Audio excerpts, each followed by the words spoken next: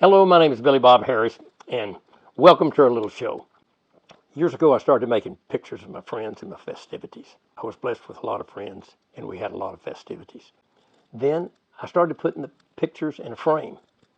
And then over the years, I live in a 3-story condominium. Now, the walls are covered with just about an inch apart pictures of those friends and festivities. So I have a friend named Weta who suggested, Billy Bob, there'd be a great series called The Story Behind the Frames.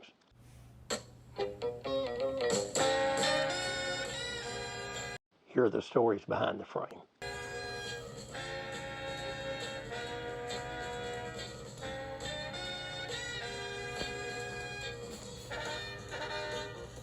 A lot of people ask me, how did you first meet Kenny Rogers? And I didn't know the importance of it at the time, but I'll tell you exactly the way it happened. There was a club here in town called Soul City. Kenny was with the first edition. They were doing 4 sets, and between one of the sets, Kenny was standing back there by the bathroom. I walked back. I said, hey man, I sure do like your music. I said, where are you from? He said, from Houston. And I said, well, welcome to Dallas. And he said, what do y'all do when the clubs close here? Clubs closed at 12 then.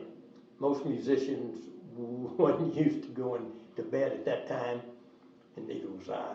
I said, well, Jimmy, go to my house and party. He said, really? And I said, yeah.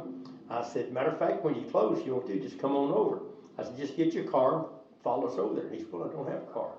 I said, well, come go with me. He said, okay, that's the way it's happened. And that was the beginning of a lifelong friendship.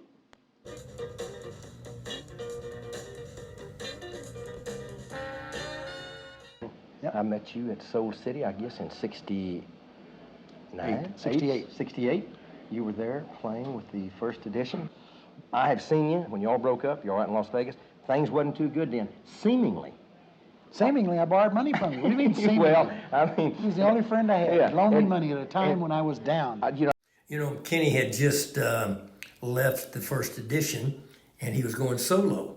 And his first gig, the only one that was set up so far, was in Las Vegas at one of the small rooms downtown that Steve Wynn owned. And he said, Billy Bob, why don't you come out here? He said, I don't know if there's going to be anybody in the crowd or not. And I said, okay, fine. I think the place seated maybe 100 people. So I went, and I think he did 3 or 4 shows that night. And so when it was over, we walked out, and he said, Billy Bob, do you have any money with you? I said, gosh, maybe a couple $100. He said, you know, I really don't have enough money to get back to Los Angeles. And I said, well, so we hatched up this idea. I had credit at the casino, so I went down there and sat down at a blackjack table, and I'd get $500, and then I'd put it under the table, and I might bet $5. And I'd give Kenny the chips under the table, and we did that 4 or 5 times. We got $2,500.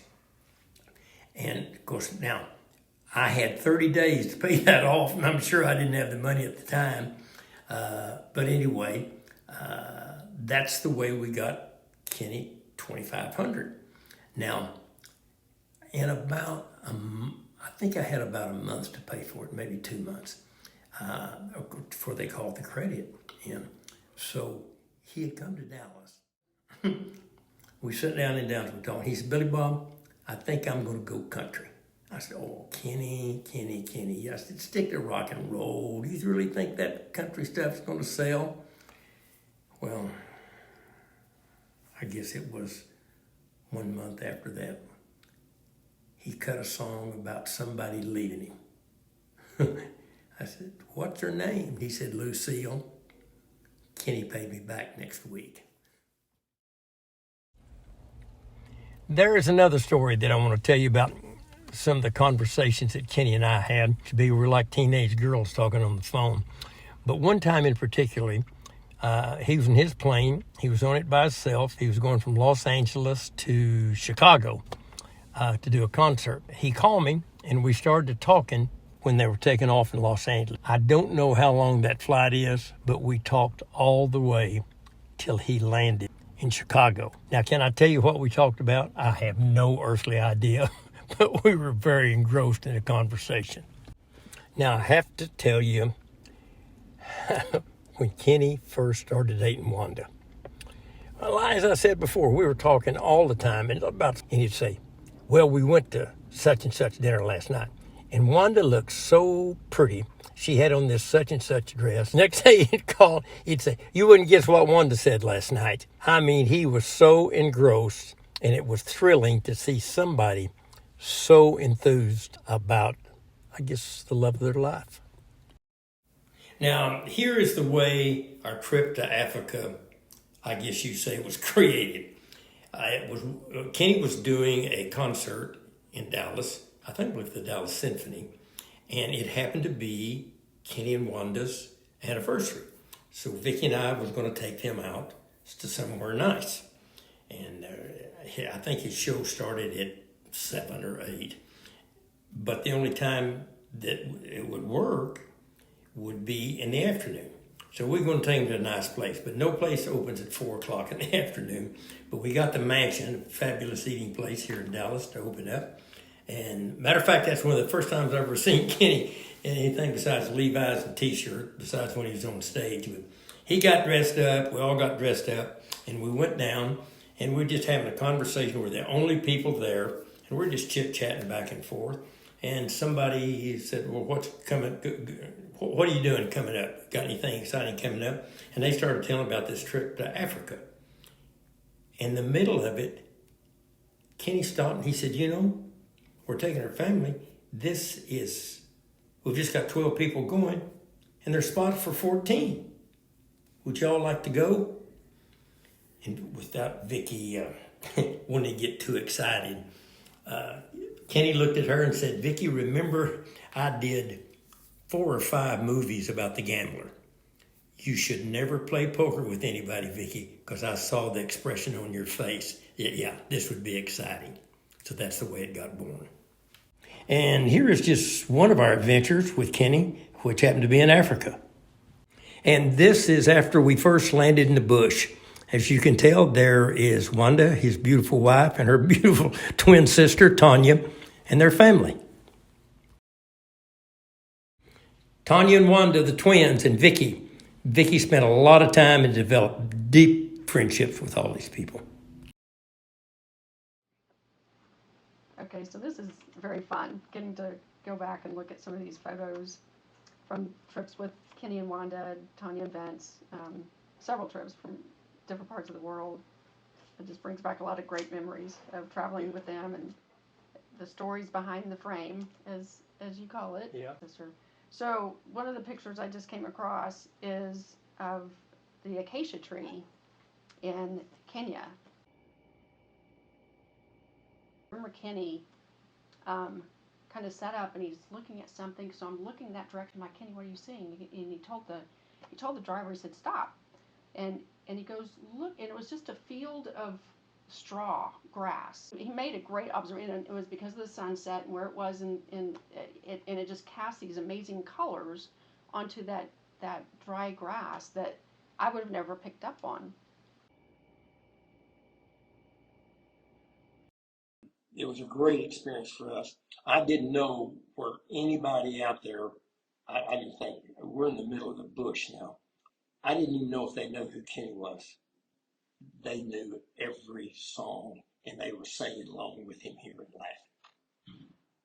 Matter of fact, I don't know if a lot of people know this. Kenny's a great photographer. He's got 3 or 4 different books that he's done, very interesting people. As you can tell by the size of his camera, he was really into it. And I think Vicki made that picture. And that's he and Wanda. They're shooting different directions.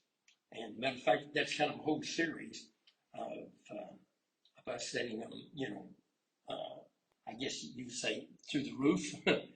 Here's another picture of some foreign country that Kenny got us into.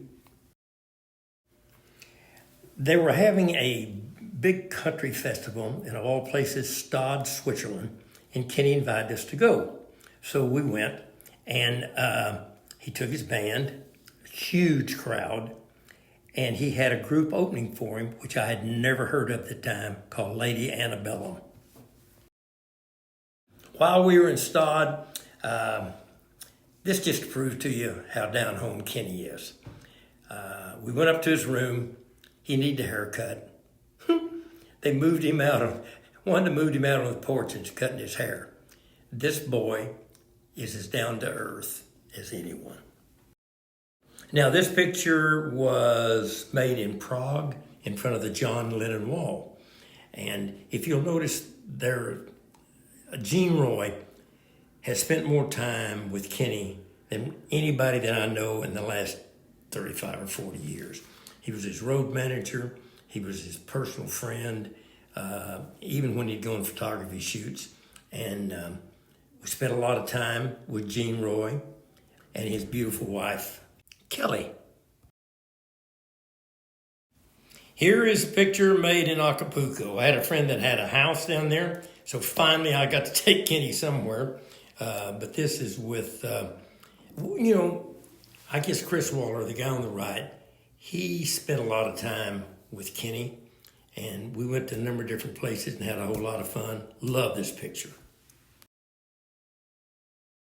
Here's two good pictures that was made at different times in Choctaw Casino with Danny Bollinger, who was a really good guy, and he was so thankful when we went up there. He brought 2 Maverick t-shirts for Kenny's twins. Very few people think about doing things like that, but Danny's one of the most considerate people I've ever met. And the other picture is 2 really good friends of mine that Kenny had never met. That is Krista Warren on Kenny's left and Lori Sermon on his right, that have been friends of mine for a long time and are good friends.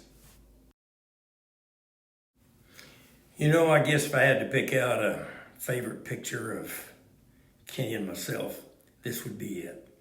We were just sitting down, kind of reflecting. We were in Prague, and unbeknownst to us, I guess it was Vicky or One-to-One made this picture. And I look back with a lot of great memories.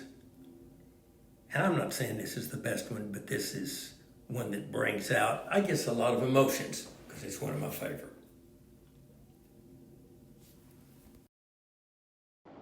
In starting this first series, The Story Behind the Frame, and starting with Kenny,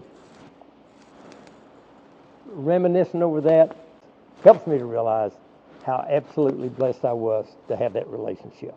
And not just me. Everybody that knew him was touched by his music, was touched by him, and the blessings that he was to everybody. And, of course, we miss him, but we'll never forget him.